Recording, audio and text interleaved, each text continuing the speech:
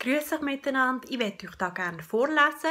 Psalmen auf Berndeutsch vom Berchtold Haller Verlag, der Psalm 28, ein Psalm vom David. Zu dir, Herr, rufe ich, du mein Felsen. Kehr dich nicht weg von mir, schweig nicht, bleib nicht stumm. Nicht, dass es mir so geht wie denen, wo ins Grab absinken. Lass auf meine Stimme, wenn ich zu dir rufe. Wenn ich meine Hand ausstrecke zu deinem Allerheiligsten.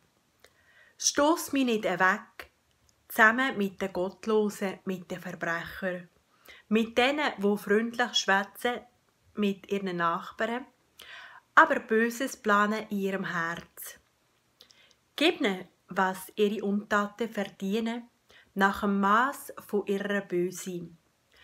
Nach dem, was ihre Untaten verdienen, gib ihnen, tue ihre Untaten vergelten.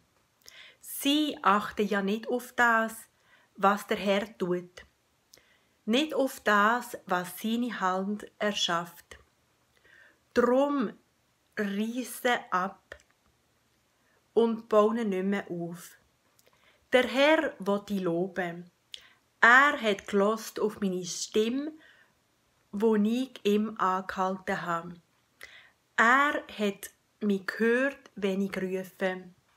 Der Herr ist meine Kraft und mein Schild. Mein Herz verlässt sich auf ihn.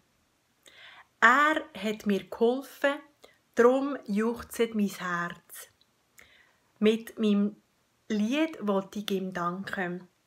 Der Herr ist die Kraft von seinem Volk, eine Burg für den, wo er gesalbt hat. Hilf deinem Volk und segne dein Eigentum. Tu es weiden und behüt's auf ewig.